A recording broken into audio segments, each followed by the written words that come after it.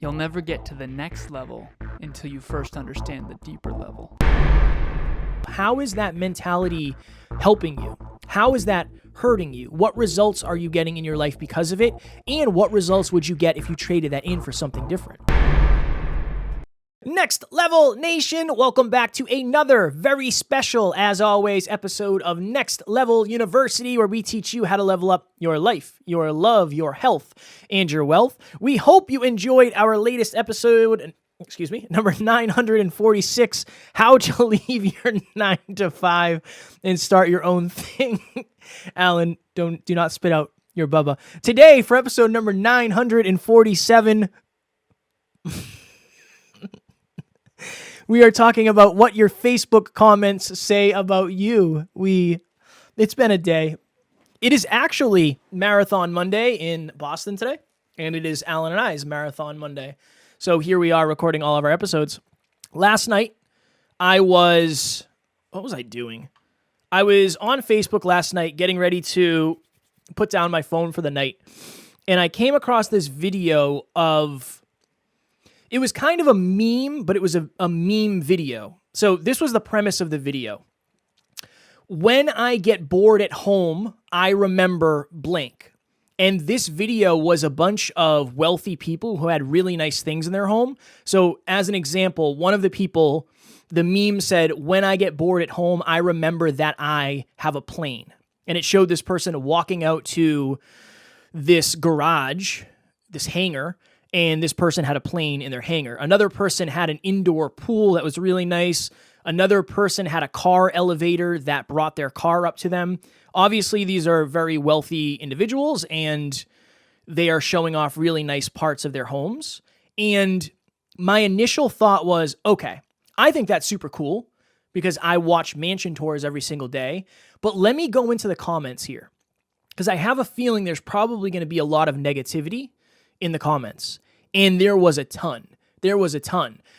A lot of the people in those comments were saying, when I get bored, I watch Netflix because that's all I can afford. I can't afford to have a mansion. Or when I get bored at home, I spend time with my kids because I can't afford to take them out. Now, I want to start this episode off, and I want to make this understood from the very beginning. I have nothing but empathy for those comments. I told Alan this 10 years ago, 5 years ago even, I would have said the same thing. I would have been the person who said, oh, it must be nice. Or rather than buying that plane, you could have donated however many meals or however many outfits, or you could have sponsored a school somewhere. I would have been there, and I completely understand. But here's the thing. A lot of the people making these comments, now more than ever, you need to understand that your social media has kind of become sort of a resume, and not just from a job perspective, but it gives people a good idea of who you are as a human being. So I clicked on some of these people's profiles, and a lot of the stuff that they posted was kind of negative. And it gives you this idea of, okay, maybe you have this victim mentality. And how is that victim mentality holding you back?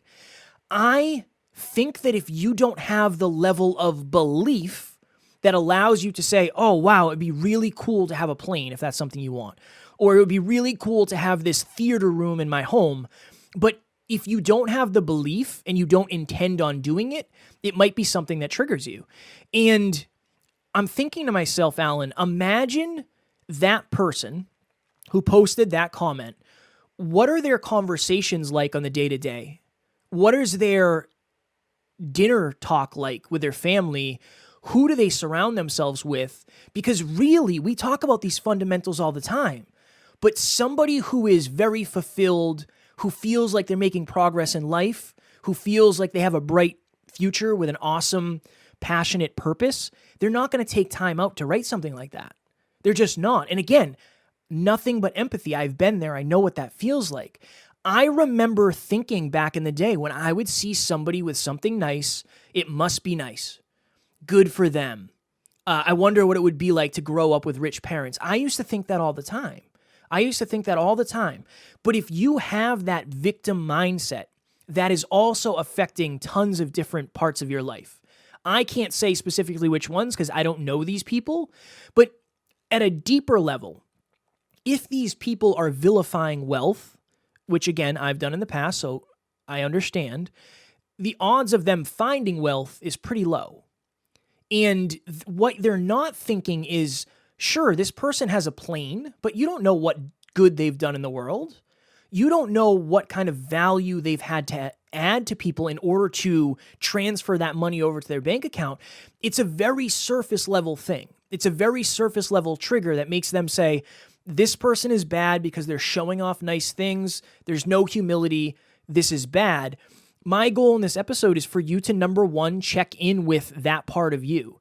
Do you have any arena, any area where you have a victim mindset, and where is that carrying over? Would you be the person to put up that post? Or sorry, to put up those comments? Would you be the type of person that said, you know what, I'm going to take 5 minutes out of my day and I'm going to comment something here to try to take this person down? Now, again, is it the most humble thing in the world showing off your mansion? Probably not, right? And I understand if that triggers people. But I'm also the person who watches mansion tours every day because it helps me visualize the future I want. What if you use that passion, that anger, that trigger, that frustration as motivation to build momentum somewhere, to take a new action, to learn something new, to ask somebody for help? I understand that not everybody's in that circumstance. They don't have that opportunity, but I do think that some of those people making those comments could have shifted their mindset a little bit. And I think if you shift your mindset a little bit, you'll get a little bit of different results in your life. And those different results can lead to better ones. And if you rinse and repeat that process, your life can look completely different. So I'm trying now, and Alan, you and I have talked about this a lot, I'm trying now to not necessarily just look at something at the first layer. After I saw that post and I started reading comments, I knew, I was like, that's going to be a good episode. That's an episode that we should do because I used to do the same thing. So I'm not throwing judgment on anybody. I understand and I empathize, but just ask yourself, how is that mentality helping you? How is that hurting you? What results are you getting in your life because of it? And what results would you get if you traded that in for something different? So Kevin and I talked prior to this episode, and I told Kevin transparently that I've never really been one to make negative comments on anyone's stuff. I've never really done that. And I talked to him about a saying that I used to say in my late teens, early 20s, and I used to say this to myself. I used to say, and now I understand this at a deeper level, so take this with a grain of salt. I was young, but I used to say, if you're unhappy for someone else's happiness, then you're not a very good person. And that was back before I realized that envy actually can teach us a lot about ourselves, and that envy is usually a byproduct of insecurity and lack of self-belief. And so now I understand at a deeper level, and you've probably heard the backstory of Kevin and I. Back in high school, I had a lot of self-belief. Some might argue too much. And Kevin had a lot of insecurity, and so he didn't really like me. And it makes sense now why he didn't like me, because I think that I probably had an inflated, what appeared to be an inflated self-belief, and he had very, very low self-belief, and so we didn't resonate with one another very much. And so before this episode, my only focus right now in this conversation is going to be, there's always something to learn from your envy. And I know, Kev, you came over my house when we were in 5th grade, I think, or whatever grade it was where we played Dynamite Cop. Was that 5th grade? I honestly do not remember anything. Okay. I remember coming to your house. I don't know what else was happening in my life. And you identified me as like the rich kid, right? And I lived on a log home on, a small lake. And so a little bit of backstory here from when my father passed away, my birth father passed away at 2. From 3 until 14, I had a stepfather who did earn a solid income. And we went from, at 14, when my stepdad left, we got the home and he got the yacht. And so prior to that, it was ski trips and it was boats and it was yachts and it was Block Island and vacations. I mean, we did well financially as a family. And not to mention the 90s, in America in particular, was extremely, extremely lucrative if you look at the data. But anyways, so when I was 14 years old, we went from literally customizing our own $250,000 yacht. I remember I went to see it when it was being built as a little kid, and I got to walk in it and all that. And we already had another yacht that we were going to sell, like a used one. And we had snowmobiles and cars, and my mom always drove a BMW, that whole thing. And when I was 14 years old, my stepfather left and my mom had no income. We went from a custom $250,000 yacht to literally I got free lunch at school because our income was so low when my stepfather left. And so you want to talk about a perspective shift. I know what it's like to be on the, upper echelon of income, and I know what it's like to be at the very bottom. And I'm grateful that I got to experience both. But I think my point here is Kevin was able to come to my home and within a very short period of time identify me as the rich kid. But that was the surface level. He didn't understand all of the other challenges and traumas and stuff that I faced. So I think there's a couple lessons in this episode. Number one is don't judge things based on just the surface level, because you probably don't understand what's behind all of it, and at least be curious so that you can learn. And then number two is if you were jealous of that, Kev, there's something to learn. Oh, I want nice things too. Okay, how did they create those nice things? So for example, in my life, and I think this is predicated on self-belief, but this is what I do. Whenever I have an envious moment, which I will say transparently is rare, it's very rare that I have an envious moment, but occasionally I do, and one of them came up recently, which was really fascinating. I'll tell a little backstory. So we have an amazing global virtual team, 16-person team. Amy is my executive admin. As you know, many of you know Amy. Amy's amazing. So Jenna's on the team, and Jenna's extremely consistent, extremely reliable, and Amy's been going through a lot of stuff. She had some close friends of hers pass away recently, and she's been having a really hard time. And my workload has 10x'd in the last couple of years. So the amount of support that I need has really ramped up quickly. And one of our team members that was supporting Kevin is having a hard time. So Kevin was basically like, okay, I'm going to get another executive admin. Maybe Jenna can be my executive admin. And I got jealous. I had this weird little jealous moment because Jenna and I worked together on the virtual speech front, and we've been working together for a while. And I had this weird little envious moment, and I was like, what is that about? So I dug into it because very rarely do I feel that, quite honestly. And I was like, what does this mean? Like, why am I jealous? Oh, okay. Jenna's extremely consistent, extremely reliable. I love working with Jenna. And maybe lately I haven't felt like I've been on the same page with Amy as much as I used to. So I talked to Amy this weekend, and we drove to 5, and I told her about the envious moment, and I was vulnerable. And I said, listen, I got a little jealous when I found out Jenna was going to be Kevin's executive admin because I want more support.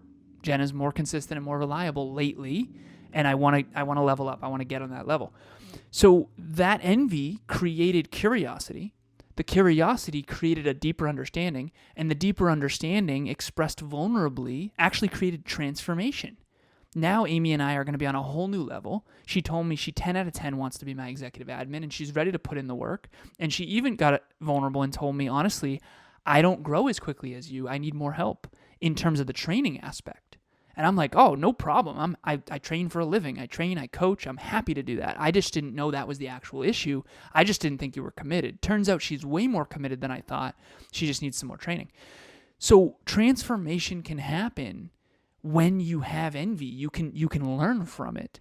And Kev, I want your perspective on that too, because I think that envy is probably an emotion that people experience more than me. And I think that one of the reasons is I feel strongly that I can achieve that which I want and that which I desire, whereas if I didn't believe that, I'm sure envy would be more common.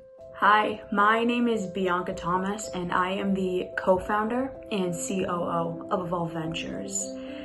I have had the absolute gift and honor of knowing Kevin and Alan since the beginning of their journey, and I've seen their evolution, I've seen their growth, I've seen the men that they have become. And it is for that exact reason that I have invested so much time, so much energy, and so many resources into being in their orbit, having them as my mentors, as my coaches, and even doing group coaching. They are two of the most extraordinary human beings I've ever met, and they have made my life so much better. I was a fraction of the person that I was now beforehand. And having them in my orbit, having them as my coaches, having them as dear, dear friends, I truly believe is the reason that I am who I am and where I am today.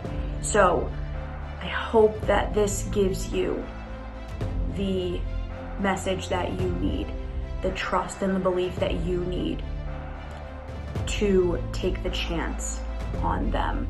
Because I guarantee if you allow them into your life, you are going to get better. Your life is going to get better. And you can achieve and do anything that you want if you have them in your corner. Kevin and Alan, I love you guys so much, and I will sing your praises any chance that I get. I love you guys. I hope this helps. Yeah, I think at the end of the day, if you don't believe you can do it, it's not envy, it's jealousy. I think that's part of it. It's very hard for somebody, I'll do this. In my past, it was very hard for me to celebrate other people's victories when I didn't think I could win at that level. And I'm guessing that's probably what it is. I went and visited a client and good friend a while ago, I don't know, probably 6 months ago. I helped her set up her podcast studio, and she lives in a very multi-million-dollar, beautiful, beautiful home. And it's quite literally a mansion. It's got an elevator. That's where Alan and I are doing the retreat. It's amazing. It's a beautiful, beautiful home. Me going to that 5 years ago, I probably would have been jealous. I really probably would have only seen the first layer and said, oh, it must be nice. It must be nice to live in the woods with all this land and this beautiful home and just amazing, this amazing home. Where when I went now, it's like, oh, I told Taryn when I got home, I said, trust me, we're going to have a home like this. Like, it'll be, just take the parts out of this that you like, and then the parts that you don't like, we won't have, but this is our future. This is what we're going to have very, very soon. And I just think that's the difference is if you don't believe you have control in order to get something, it's hard not to villainize it. If you intend on it, it's almost like, I think it helps inspire you. Yeah, definitely. I think it helps inspire you because you're already taking action towards it. I really do. So what you're saying is that in the past, that would have been something that would have been jealousy and maybe negative, but sure. Now it actually inspires the hell out of you. For sure. Makes you work even harder. Just like we've talked about before, if you go to the gym, remember there was a gentleman that worked out at the gym that you and I worked out at, yeah. and this looks Never like forget it. straight out of a comic book, just unreasonably in shape. Just my goodness, when you look at this person, you're like, my goodness, good for you. Good for you.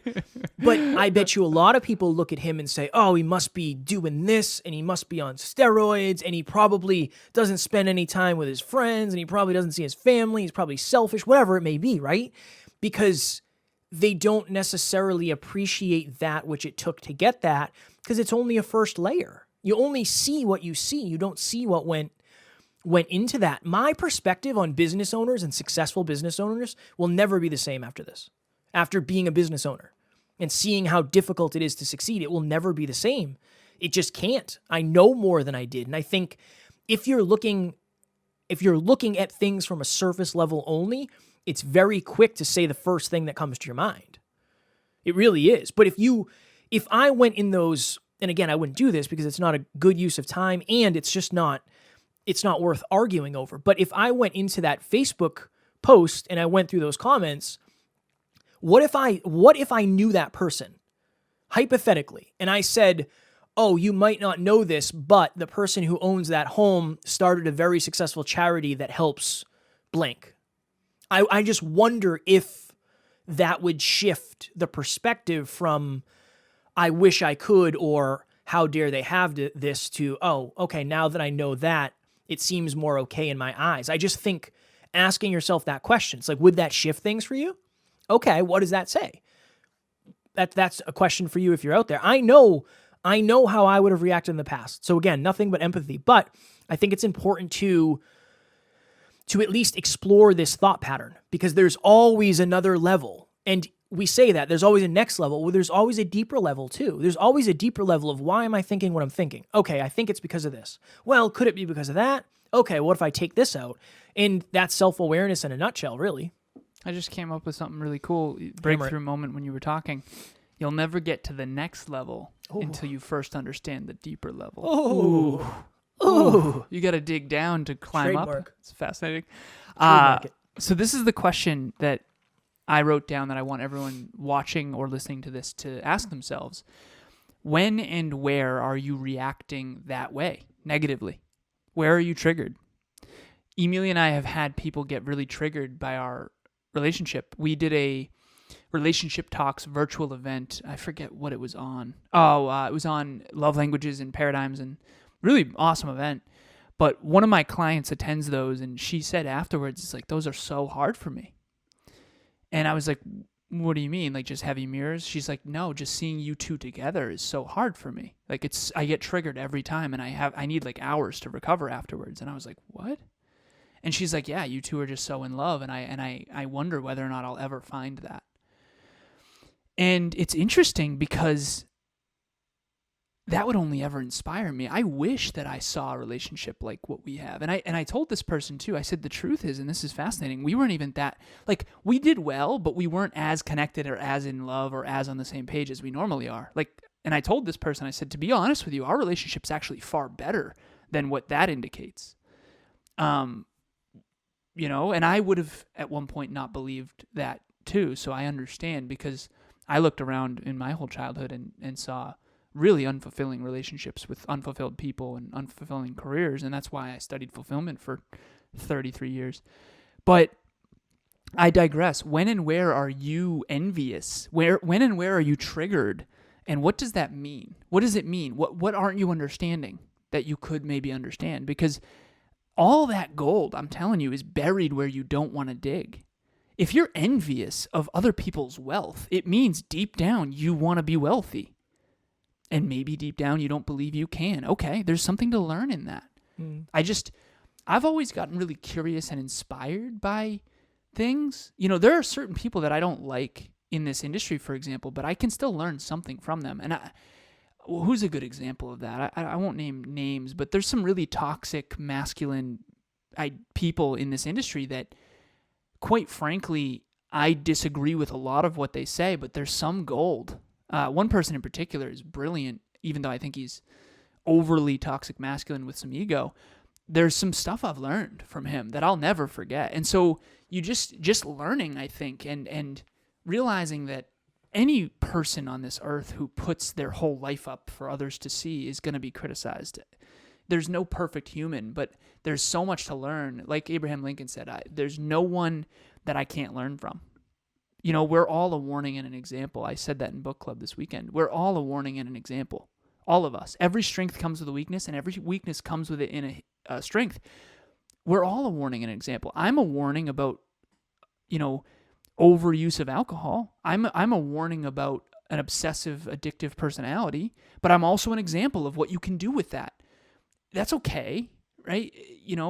If you're super self-confident, okay, well, you might be delusionally optimistic. Like there's weaknesses that come with it. So chase your envy. What are you envious of? What triggers you and why? And just dig into that, because I think if you focus on the curiosity piece, there's so much to learn about yourself. And then the very last thing I'll say is this, like, don't waste your time.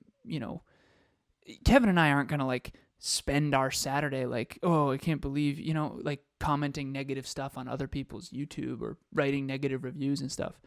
That's just a waste of your time, quite frankly. An interesting thing, I think, would be what would make you feel a different way. So have you ever heard, and I don't know what this exercise is, but if you really want to understand something, you have to try to defend it from both sides. Yeah. So if you had a law that you wanted to pass, and I was like, that's the worst thing I've ever heard in my entire life, a good perspective for me would be, okay, well, if I had to defend Alan's law, what would I say about it? Well, it's going to save money. This would be probably another good example of, okay, if you had to say positive things about that, how would that shift things? Would you uncover something? Okay, let's say something positive about that house.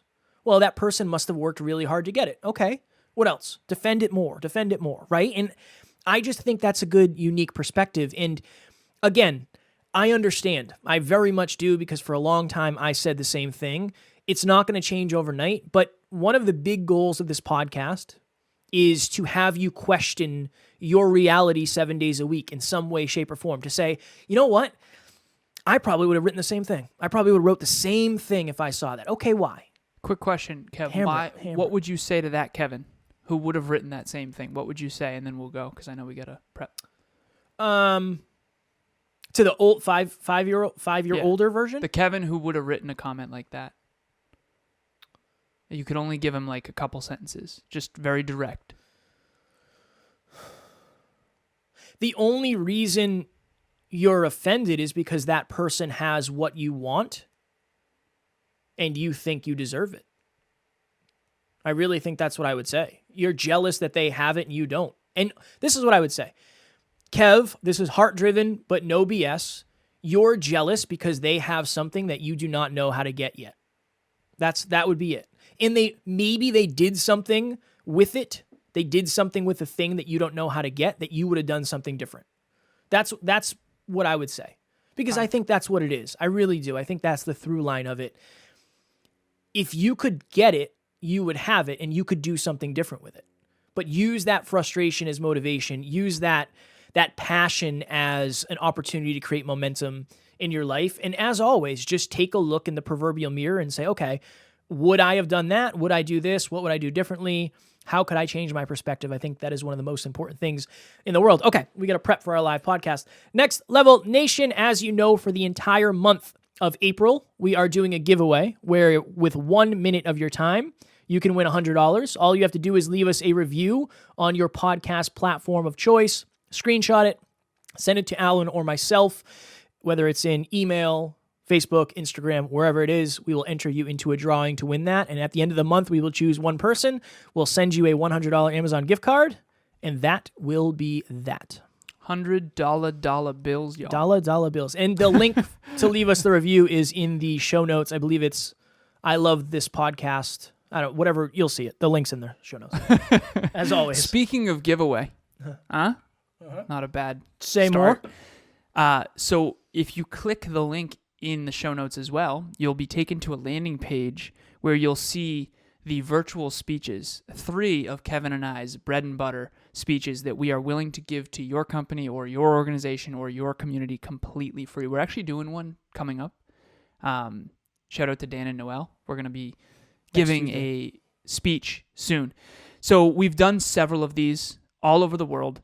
If you have a company or an organization that could benefit from one of those 3 speeches, one of them is about engineering a life of fulfillment, one of them is about motivation, consistency, everything that you learned at NLU packaged in a 1-hour virtual speech completely free with a Q&A section as well. We've done several of these. They're completely free for listeners only. Please reach out to Kevin or myself if you are interested. Click the link in the show notes. Check out the landing page. It's all the information that you need is right there. Next Level Nation, tomorrow for episode number 948. It is last week's live Q&A. How do you talk with your family about quitting your job and chasing your dreams? A question that Alan and I get very often. As always, we love you. We appreciate you. Grateful for each and every one of you. And at NLU, we do not have fans. We have family. We will talk to you all tomorrow. Please reach out.